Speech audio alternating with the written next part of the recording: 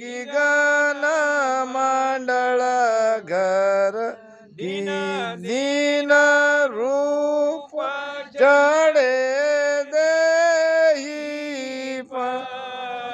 दीन दीन रूप चढ़े देहि महामीर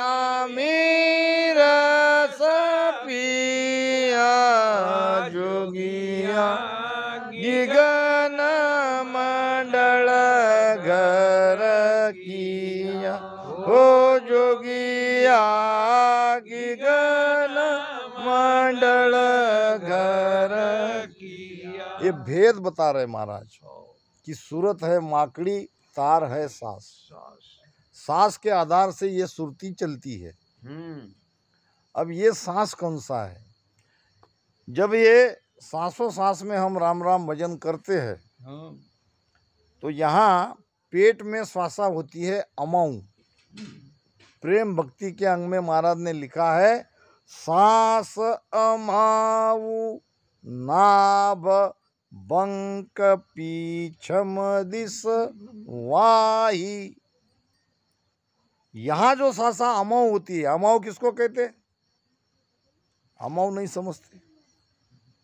महाराज लोग बोलेंगे तो हमारे को समझेगा। हाँ, मैं बताऊंगा अमाऊ किसको कहते हैं। समझ में आने वाला है वो। पूरी तरह से भर जाना। अब उसमें कुछ भी नहीं, बैठना, नीचे छलकना। जैसे एक गिलास है, आधा गिलास है, अभी पानी अमाऊ नहीं होगा। पौन गिलास है, पानी अमाऊ नहीं होगा। गिलास पूरी तरह से भर गया, अभी पानी अमाऊ नहीं हुआ। और भरने के बाद अगर डाल रहे हैं फिर क्या होगा? पानी नीचे छलकेगा, वो होगा अमाऊ। तो हमको कितना भजन करना पड़ेगा सासा अमाऊ होने के लिए? इतना भजन करना पड़ेगा। हम जल्दी जल्दी श्वासा लेते हैं, जल्दी जल्दी छोड़ते हैं, ये ठीक नहीं है। बहुत गहरी श्वासा नीची लो जिससे पेट फूल जाए और फिर उसको छोड़ो राम राम करते करते। जब ऐसी क्रिया हम निरंतर करते रहेंगे तो ये पेट में जो वायु भरी है वो अमाऊ होगी, वो नीचे जाएगी, उसका प्रेशर जाएगा नीचे और वो बंक नाल से ऊपर जाएगी। वो वायु उसके पीछे पीछे, यानी सुरती को ये समझ में आएगा कि ये पवन हमारी निरंतर ऊपर पलट रही है, ऊपर जा रही है। तो इसीलिए महाराज कहते हैं कि सूरत हमारी माकड़ी, तार हमारा सांस। उस सांस के आधार से सुरती को समझ में आता है कि हमारा ध्यान पीछम से हो रहा है, पीछम से ही हम ऊपर चढ़ रहे हैं। मन पवना घर लाकर, इसके लिए आपको मन और श्वासा, मन पवन एक करना पड़ेगा, तभी ऊपर चढ़ सकते हैं पीछम के रास्ते से। सुखदेव चढ़्या आकाश, ध्यान का सूत्र ही है। सुरती शब्द के साथ मन पवन के साथ लगा के ही ध्यान करना पड़ेगा। इसमें एक चीज भी बाहर चली गई ध्यान नहीं लगेगा। सूरत शब्द वियोग मन पवना न्यारा रहे। सुरती शब्द से अलग है, मन पवन से अलग है, तो ये ध्यान नहीं कहलाएगा। ध्यान के लिए हम मात्र बैठे हैं, मन कहीं भटक रहा है, सुरती शब्द के साथ नहीं है, तो ये ध्यान ध्यान नहीं कहलाएगा। फिर ध्यान किसे कहते हैं? सूरत शब्द सु मेल, सुरती शब्द के साथ है मन पवना, दोनों गए। मन पवन के साथ है चारों मिलन संजोग। इन चारों को मिला के अगर हम भजन राम राम करते हैं, प्रेम से करते हैं, भगत जोग यासु कहे, ये भक्ति का मार्ग है। ये इस तरह से भजन करने से ये आत्मा परमात्मा को मिलेगी, जरूर मिलेगी। पीठ फाड़ ऊंचा चढ़्या, बंक नाल निज माय, सुख राम धर्म सु जीत कर, त्रिलोकी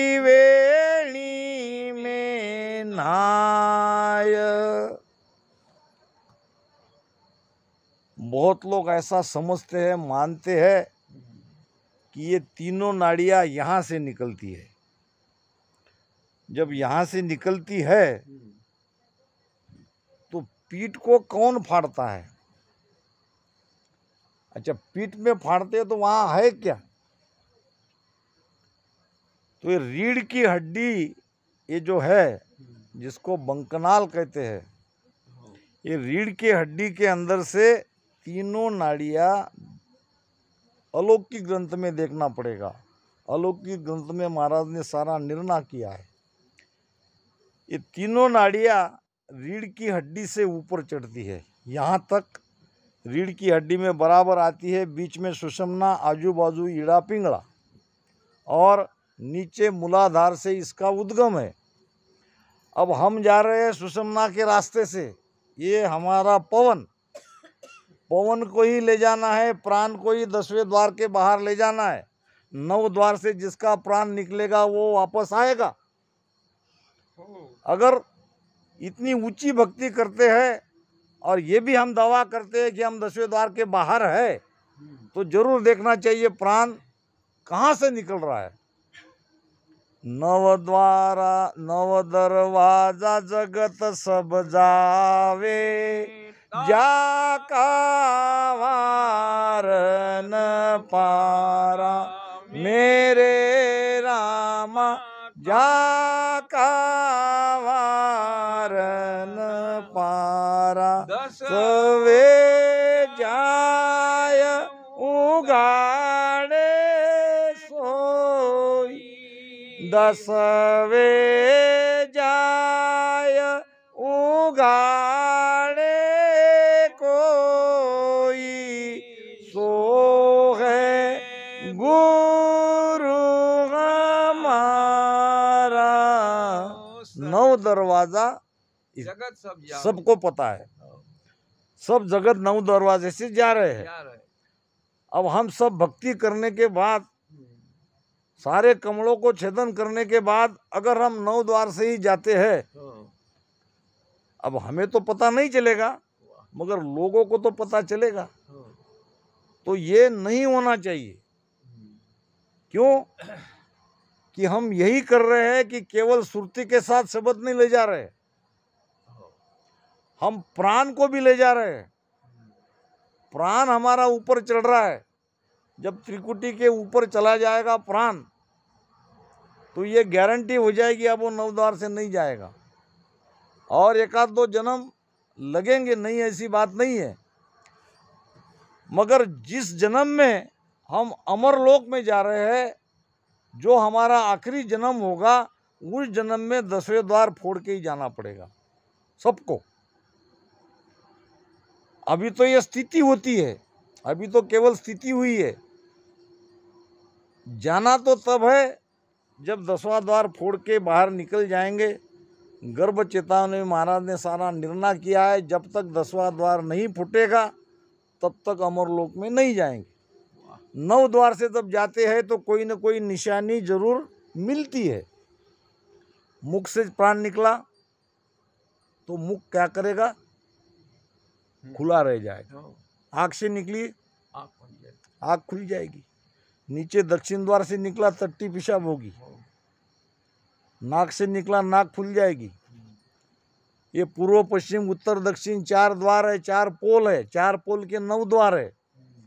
इतनी ऊंची भक्ति करने के बाद 4 पोल 9 द्वार से अगर हम जा रहे हैं, तो इसका मतलब हमने केवल सुरती शब्द का ही अभ्यास किया, प्राण को ऊपर नहीं चढ़ाया। जबकि हम रोज सुबह गाते हैं, क्या गाते हैं? वो दिन को कब उगे हो, मेरा प्राण आद घर पूगे हो, दिन दिन वापुल क्वाही हो, मेरा ध्यान लगे सुन। अब गा तो रहे मगर प्राण को ऊपर नहीं ले जा रहे। प्राण कैसा ऊपर जाता है इसके बारे में सोच नहीं रही है। केवल गाने से थोड़ी प्राण चढ़ेगा नहीं। तो ये महाराज कहते हैं कि ये बंकनाल में हर जगह ताले हैं, ताला तकत शब्द ही खोले, ररंकार आगू धुन बोले। ये शब्द क्या करता है, निरंतर क्या करता है, ये सारे ताले को खोलता है। अब निरंतर के साथ सुरती रहती है, अब सुरती शब्द के साथ है, फिर भजन करने का शब्द तो चला गया ऊपर। फिर भजन करने का कारण क्या है? अब भजन करने का कारण जो रास्ता निरंतर ने खोला है उस रास्ते से तुम्हारे प्राण को ऊपर चढ़ाओ। और जितना नाभि में ज्यादा भजन करेंगे वैसे ये पवन नाभि में पेट में अमाव होके रीढ़ की हड्डी से ऊपर चढ़ती रहेगी। आगे आगे ऐसे बैठे तो भी आपको लगेगा कि ऊपर में कोई ऊर्जा नीचे से ऊपर चढ़ रही है। पिछम के ध्यानी को यह अनुभव आना ही चाहिए। पीठ फाड़ ऊंचा चढ़ा। अब ये पीठ को फाड़ के ऊपर चढ़ रहे हैं। बंकनाल निजमाए, हमारे बंकनाल के अंदर से हमारी प्राण ऊर्जा, हमारी चेतना, हमारी आत्म शक्ति ऊपर चढ़ रही है। सुखराम धर्म सु जीत कर। अब यहाँ है धर्मराय का देश मेरू में। अब इसको जीतना, इसको जीतना यानी क्या? यहाँ लगता है उतानपाद बंद। उतानपाद बंद खोल के ऊपर जब जाते हैं तब ये दोनों तरफ से ये दोनों नाड़ियाँ और सिर के ऊपर से ये त्रिकुटी में सुषुम्ना आती है। इस प्रकार से ये तीनों नाड़ियाँ अब तीन जगह से दोबारा यहाँ त्रिकुटी में आके मिलती है। नीचे से रीढ़ की हड्डी में से तीनों बराबर जा रही है, ऐसे ही बीच में सुषुम्ना, इधर ईड़ा और पिंगला, और यहाँ से तीनों तीन रास्ते से जाती है और त्रिकुटी में आके मिल जाती है। महाराज कहते हैं बंकनाल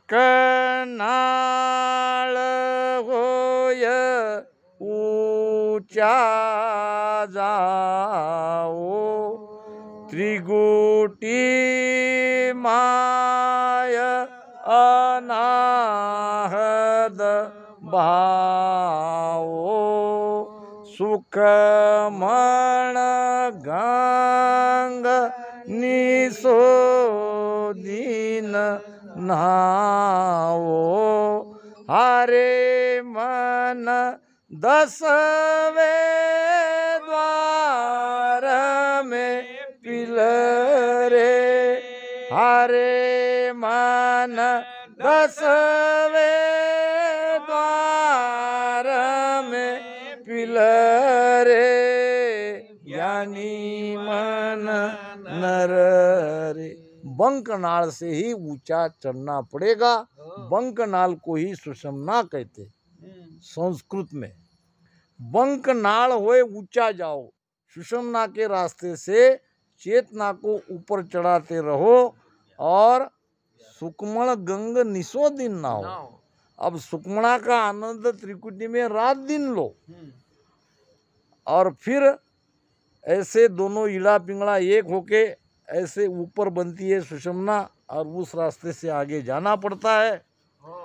उल्टा अंबर फाड़ के बसा त्रिकुटी जाय, सुख राम त्रिकुटी चैन रे, शब्दा माय बताय। उल्टा अंबर फाड़ के, अंबर कहते हैं आकाश को, ये हमारा माता है आकाश। अब इसको एक जगह तो छेद है, 10वां द्वार जिसे कहते हैं, अब ये बंद है, सबका 10वां द्वार बंद है। कबीर साहब कहते हैं कि सुकमण मध्य बसे निरंजन मुंदे 10वां द्वारा। निरंजन काल यहाँ सुषुम्ना के आखिरी छोर पे बैठा है। अब सुषुम्ना के रास्ते से ही क्यों जाना है? क्योंकि 72,000 नाड़ियाँ में एक सुकमणा नाड़ी एक ही नाड़ी है जो 10वें द्वार तक गई है। इसीलिए इसको समझना बहुत जरूरी है, क्योंकि वाणी में सब है। अब पहले तो इसको नीचे से छेद करना पड़ेगा। दसवें द्वार के बाहर निकलने के पहले तो आकाश तत्व में जाना पड़ेगा। इसको कहा है महाराज ने उल्टा अंबर फाड़ के। सीधा तो उसको छेद है, अब ये बंद है, मगर पहले तो इसमें प्रवेश करना पड़ेगा। तो प्रवेश करने वाली नाड़ी है सुक्मणा। सुक्मणा के रास्ते से जब हम त्रिकुटी में आते हैं और त्रिकुटी पार करते हैं तो हम आकाश तत्व में चले गए। अब हम आकाश तत्व के बाद शून्य में जाएंगे, फिर शून्य ही शून्य, शून्य में साहेब जहाँ हरिजन का, आगे कई शून्य लगेंगे। शीश बुझे गुरुदेव को हंस जाए कि मोक, और केता सुनना बीच में कौन कौन सा लोक। अलौकिक ग्रंथ में कहा है महाराज ने, कई कहे सुन एक है, कई कहे अनेक, और सो मोय बरन बताव जो तम आयो सब देख। आपने सब देखा है, अब कितने शून्य को पार करके अमर लोक जाना पड़ता है, ये आप निर्णय करो। तो इस प्रकार आकाश को पहले फाड़ के उधर में जाना पड़ता है। केवल सुरती नहीं, प्राण को भी ले जाना पड़ेगा। उल्टा अंबर फाड़ के बशा त्रिकुटी जाए, सुखराम त्रिकुटी चैन रे शब्दा माय बताए। त्रिकुटी में क्या क्या हो रहा है ये कहने में आता है। त्रिकुटी के आगे क्या होता है फिर? त्रिकुटी परे इसी भी दर से ज्ञानन गुष्टन गावा। त्रिकुटी पार हो गया तो न उसकी ज्ञान करने की इच्छा होती है, न कुछ बताने की इच्छा होती है, क्योंकि आनंद इतना आता है कि वो अपने आनंद में मग्न रहता है।